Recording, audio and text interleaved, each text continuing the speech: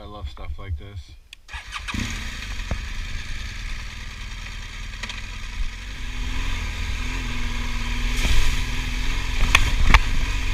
Just, you know, having a good time with the bike like you're supposed to.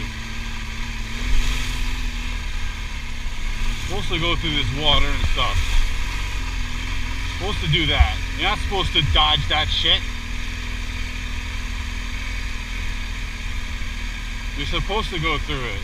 How do you know what you can do unless you try? How do you really know what you can do unless you actually try? I used to look at these puddles and be so scared of them at first. Like, oh, what if you flip the bike over? Yeah, you might. It's part of the fun of riding, though, is not knowing what's gonna happen. Just gotta know what your bike can do. I know this bike can do everything. It's not a question. It's me. Can I do what the bike wants to really do? Yeah, that's really what it's about.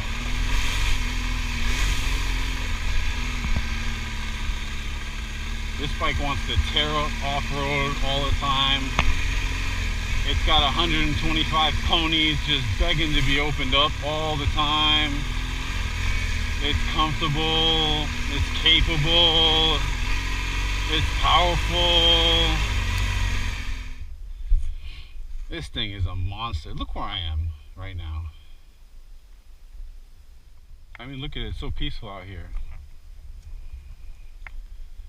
That is one issue, unfortunately, that I have, not per se with this motorcycle, but with the owners of these motorcycles.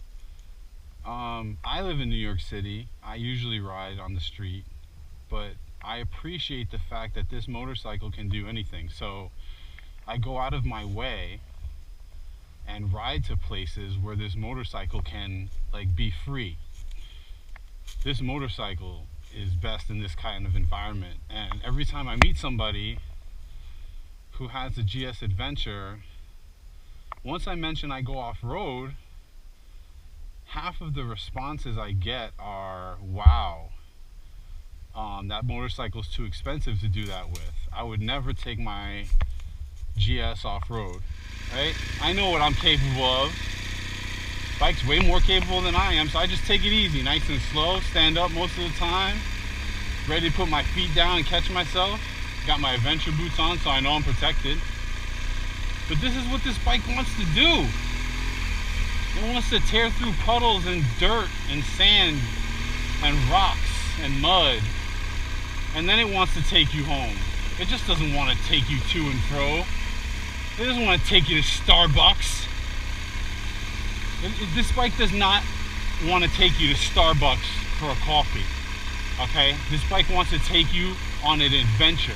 It isn't called the GS Starbucks.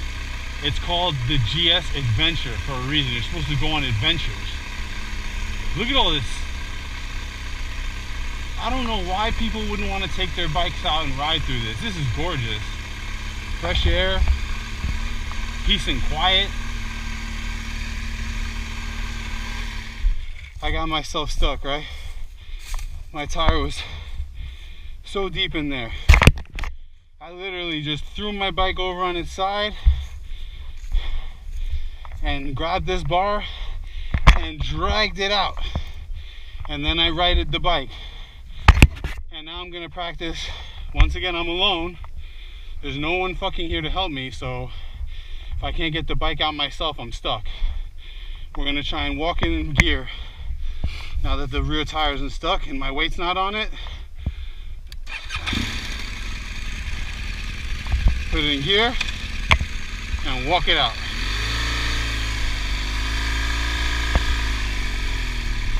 Deep sand here, there we go. I don't want to get stuck again. All right, I stalled it, but the point is, I tried to turn around and I got myself into a deep situation here where the bike was just digging itself deeper and deeper into a hole. And there are ways to get it out yourself. You don't have to feel like you're gonna get trapped out here. Yes, the bike is large. Yes, it's heavy, But what you don't want to do is try and do this stuff on the bike. Get off the bike, get that weight of the rider off the bike, and once you do that, the bike becomes way lighter. There's that sand we got caught in. Now we need to get out of here. Might happen again, who knows? This bike's great, but it is heavy, it'll get stuck. You get in some sand and you slow down, it's the worst thing you could possibly do on this motorcycle, because it's just gonna dig itself into a grave. And all you literally have to do is throw the bike on its side and drag it out and stand it up again, you know, where the rear tire isn't in a hole. That's it.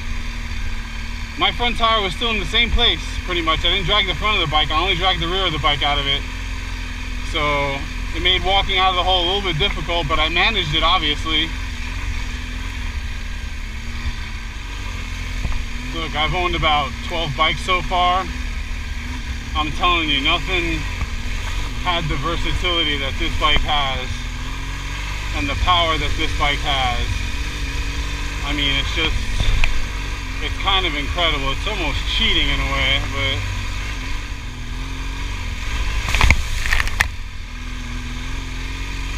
got my shower for the day.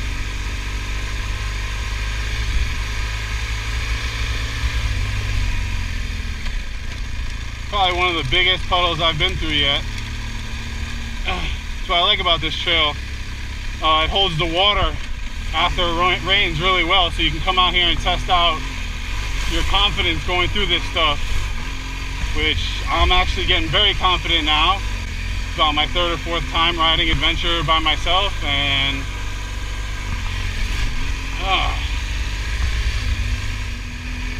and soon as I get off this road here, I'm going to be right on the highway again. And this bike is going to shine on the highway, just as it does here in the back trails. There's so many good things I could say about this bike and so few bad things. But it doesn't even make worth it to mention it. Because I'd be like nitpicking. I literally would be picking at the stupidest little things that I wouldn't like about this bike. And with other bikes, it's very easy to point out things that I don't like about it. But with this bike makes it very difficult to point the finger.